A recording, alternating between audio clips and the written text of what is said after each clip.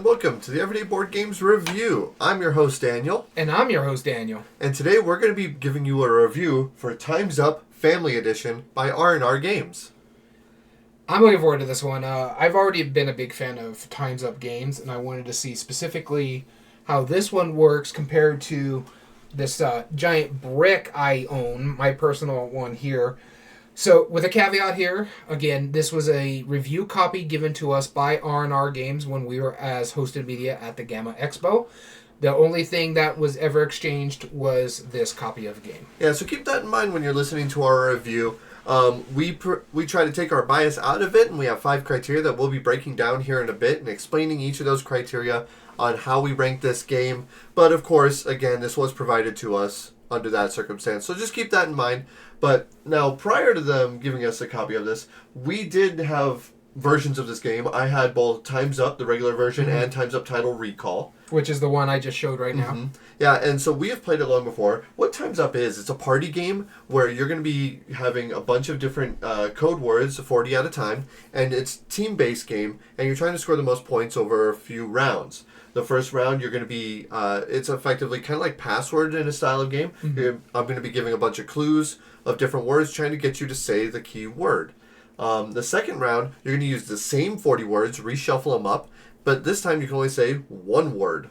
And then the final round, it's again the same 40 words, and in the final round, you can only act out silently those same words. So you're trying to get your team to play the same words over the course of the 3 rounds and try and get the points from it. With that being said, we'll just jump straight into the review. The first category we have is ease of play. And I'll be starting us off explaining that. So ease of play, and by the way, this is the Coin of Doom. If you're not familiar with our podcast, go check it out. And it'll explain what that is. So ease of play has 3 criteria that we look for. We first look for how simple and familiar the mechanisms are. The second thing we look for is how likely it is to get to the table, whether that's the mechanisms or the theme. And then finally, is it easy to learn, understand, and or teach? And so with this game, this is one that's been around for a number of years, or at least the original version. This is brand new as of 2024, the Family Edition.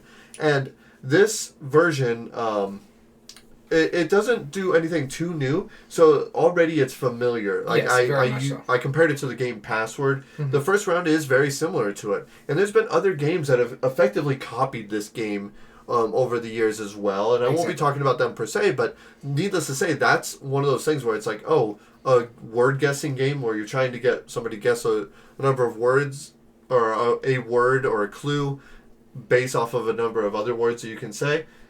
That's pretty familiar, and most people who are willing to play a party game will probably be willing to play Time's Up. Yes. Also, likelihood of getting into the table, that very reason, this is one of those really casual hang out, and let's just hang out and play it. And then easy to learn, understand, or teach. First off, very easy to learn. I don't teach the rules for the second or third round until we've played the first round, which is very rare that a game can do that and not have a distinct disadvantage. But when you're playing that first round, you're not doing anything that would allude to the second or third round. So every time I play with new players, I'd tell them, okay, it's going to change it up in the second and third round. But for right now, all we're trying to do, try to get your team to guess as many of these words as you can. I also, when I'm teaching the game too, when I go to that part, when I'm like, just pay attention to what other people are saying as a clue, whether they get it or not. This way, it'll refresh into your mind, and there's a reason for that. Right. And it's really easy to teach. There has a 30-second timer in here. You can almost teach it in 30 seconds. I mean, it's really simple. And not only that, compared to the previous versions, you used to kind of go through like this little supplementary thing at the beginning where you're like, I'm going to choose some of these words to discard. This Family Edition has all just terms and words that everyone is very familiar with.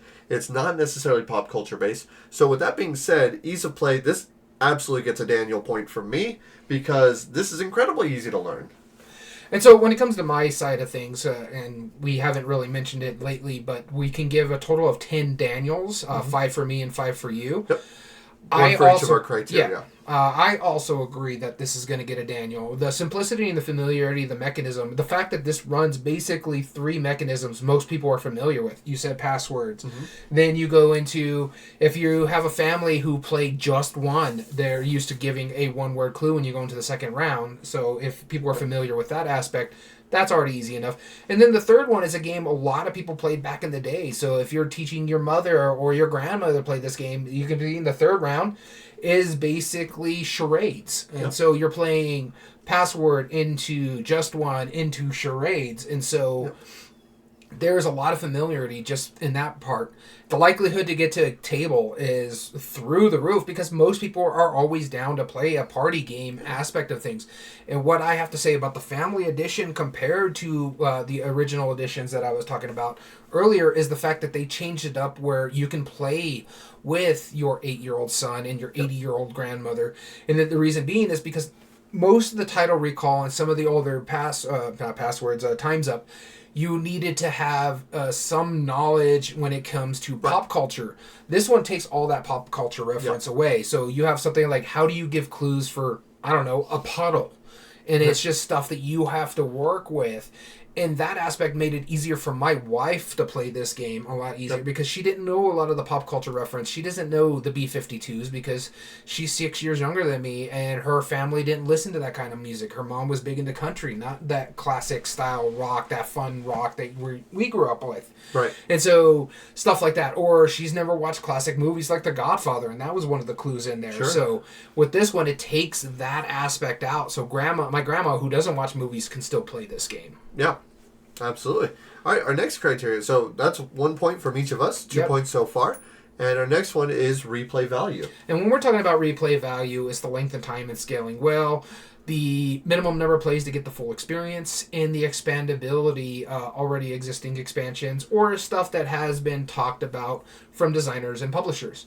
So I am coming at this on just the fact we're talking about the family edition because there is standalone games before this, but right now doesn't really have an expansion specifically for this one. Now you can integrate some of the older stuff that you already have with it.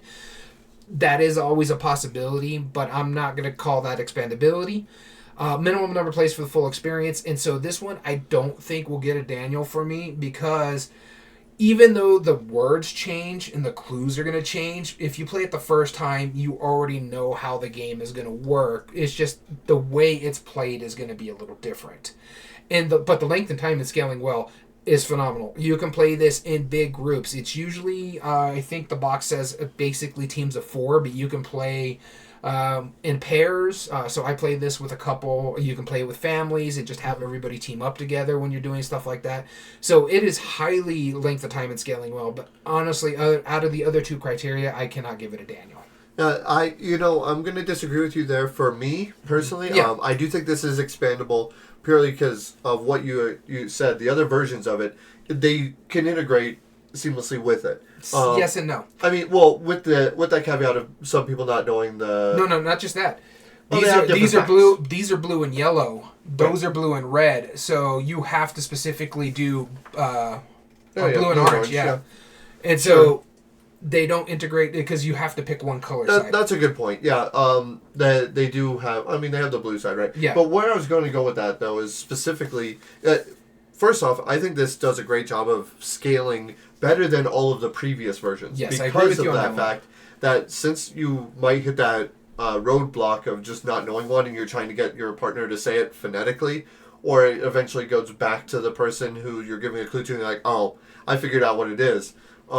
That's where it's going to get that point for him. But with this, since everybody knows it, the first round used to take like nearly an hour. This goes in 15 minutes. Mm-hmm. So the fact that they did that and was able to condense it is really great. But what I was looking at earlier is that there's 270 cards in this, each one with 2 different sides. So that alone is playable, I want to say about 20 times, give or take. Yeah. No, if not more, about 20, 25 times that you can play this without repeating any single card. Now, granted, you do still know how it works, but the fact that you can play it with so many different words and it all leads to different clues, I I've never seen that as a knock. Like, yes, you're gonna be familiar with the game, but the fact that you can do that so many times and never have a repeat with just this edition, I think that absolutely gets a Daniel for me. Okay. All right. So now we have meaningful choice. And I'll be starting this off. So this is talking about, first off, is the game fun to lose? No, that's immersion. I'm sorry, that's game immersion. Meaningful choice, you scroll down, sorry. Impact on other players' strategies. Does how you play impact the other players if it's a competitive game? The depth of strategy, tactics, or skills. And finally, do arbitrary choices make an impact on the gameplay?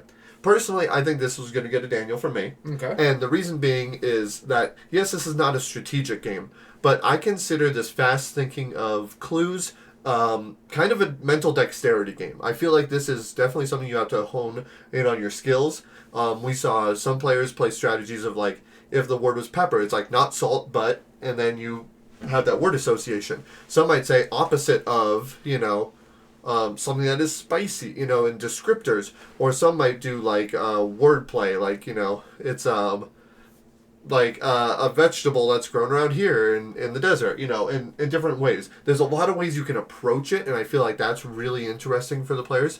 Now, granted, you are playing against the other teams, but them listening to your clues, there's those moments where you look over at each other, you're like, oh, okay, I know what clue that is. And so if you get that card in a future turn because they didn't, you could say the same clues as them, and you might get that point stealing it from them, not having to necessarily outwit them per se, because you're like, that was a really good clue. So impacting other players, again, there's not really arbitrary choices because you have to figure out rapid fire how to give the clues. I wanted to make something mention. I think this is a huge meaningful choice. When it comes to arbitrary choice, usually it's a knock for us. Does AP make an impact on the gameplay? And it does in this game, because if you freeze up, it messes with your time. So it's a punishment to you, not necessarily the other players, how we track our AP. So that is a very big benefit in this game for once. And and there's no arbitrary choices because you have to be smart because you can't say the word either. So you have to find a way to work around it. So you have to make smart decisions. The depth of strategy, tactics, or skills, as you were saying. If you know your partner, you know how to work around how they think and stuff like that. So if you're playing with people who are neurodivergent, if you know how to work around to the clues for them to get things, that's also very strategic aspect of it. So and still inclusive for them to play the game. So it's a big Daniel for me on this one as well. Absolutely. It does have a lot of meaningful choice for a party game of all things. Yeah. So this is a Daniel for me. All right. And next category is game immersion. Game immersion is what we're talking about, is the game fun to lose. Whether you're winning or losing, you're still having a great time. Player interaction, the table talk, the role playing, whatever is going on there in the memorable moments, those stand-up moments that make you laugh. And so for me, this is by far the biggest Daniel I can give for any game because this one is a very fun game to lose. It does give a lot of that player interaction because you're giving those clues and you hear someone steal the clue that you gave and you're like, why? Why'd you do such a thing? I know it was such a good clue, but why are you using my clue type thing? And so it does that. And then the memorable moments, the standout moments for this game really comes in the third act of the game when you have to do the charades. And so you'll see people jumping in a puddle because they have to, make a noise about a puddle. Or one of the clues in here is like a wand. And so you see them doing like the flourishing with the hand and stuff like that. So it leads to a lot of those things that just make everybody laugh around the table. So this by far is probably the most immersive game that we've ever reviewed. Right. And I don't disagree with that. Like one of the big things is I always, for the previous versions that had, Time's Up Title Recall, that had like the names of movies or books and stuff, I still tell people about those stories. And this version, while there's less of that, there's less of like, it creates its own memes, for example, because you'll be talking about like, oh, they did this really silly thing with this item, like a puddle, right? And it's like the way that they sat down and splashed, like it's always so silly. Like when we played this, one was just simply a race car, and our mutual friend, he had the best facial expression. He just went You know, and it was hilarious, and we all just like we lost a point because we were laughing, and that's totally fine in this game. You know, it is fun to lose. It has that interaction, and it has those moments that you're going to be talking about time and time again. Again, this gets a Daniel for me as well. All right, and our last one. All right, and this is art and production. And so, art and production is the most subjective when it comes to our thoughts, and I know we try to take our bias by using our criteria on here. The art, that is a very subjective thing. This game doesn't have any art. There's no art. There's no art. So that is a no from me on that aspect. But where it wins on this one is, first off, the graphic design is really well done. And my personal favorite, he's about to show it here. Well, I'm going to bring out the card because I love how, like, these are very high contrast colors, right? Yeah. You know, very high contrast colors. If you know which side you're playing on, or we're playing the blue side, very easy. The backs are colored on the same side. Great very graphic easy to pick design. Up. Brilliant.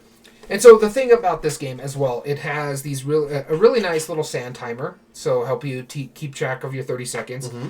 But my personal favorite that this game does, compared to other versions, is that the game board is your score sheet, and you can't really see it. It's a little blown out with the light.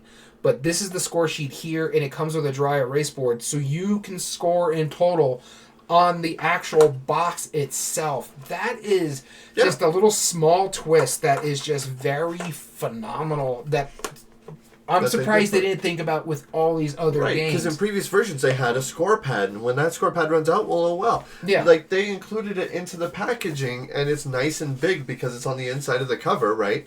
You know, it's such a simple and smart idea that we're kind of surprised. Like, how did they not think of this sooner? Before? Yeah. Yeah. And it's easy. My big thing about this too, it's much easier to sit on the shelf. Yeah. I have a very hard time putting this box on the shelf because it's this cube. Right. This is more realistic. The rule books is really well done. The graphic design. So this is a huge Daniel for me as well. And the last thing I want to point out is that on the rule book itself, and I forgot about this when I was first reviewing it, is that it has a quick play guide right at the beginning, and it literally just spells out everything. It doesn't need a lot of rules, but that quick guide is enough to. You don't even need the rule book. It teaches you how to play the game on the back of a box. Yeah, that's true. Yeah, pretty much everything is covered on the steps 1, 2, 3. So again, this is a big Daniel from me. So between Daniel and I, this gets a 9 out of 10 Daniels total, which is pretty much one of the highest reviews we can give it. This is a fantastic package. Mm-hmm. We're going to be playing this in our collections for many, many years. Yeah. And I couldn't be more happy that I own yet another version of Time's Up, and it still sets the bar high. And this one, like I said, it's so much easier to play with groups of people who are not very familiar with like Game of Thrones or any of those IP stuff. This one basically tells you, hey, describe a puddle or an ocean or an airplane and stuff like that. So exactly. This is the definitive version that anybody, if you're looking to get into a party game or a great party game, this great package, absolutely do it. I personally like Time's Up Title Recall slightly better. That's my personal favorite, but this is really the best. This is the one I think that is going to replace Time's Up Total Recall because, again, I can play this with my 8-year-old niece if I still had an 8-year-old niece. My nieces are like 16, 17, stuff like that. But you can if this was out that long ago, you could play it with them. Yeah, I could play it with, like, my friend's kids just turned 9 years old. I can play with them, and I can play with my 86-year-old grandma. So everyone has a chance in this. So huge positive review from me and Daniel, 9 out of 10. So if you're interested in it, go check out Time's Up Family Edition from R&R Games. And as always, I've been your host, Daniel. And I've been your host, Daniel. And we want to thank you for listening to Everyday Board Games Reviews. And remember, every day is a good day for board gaming.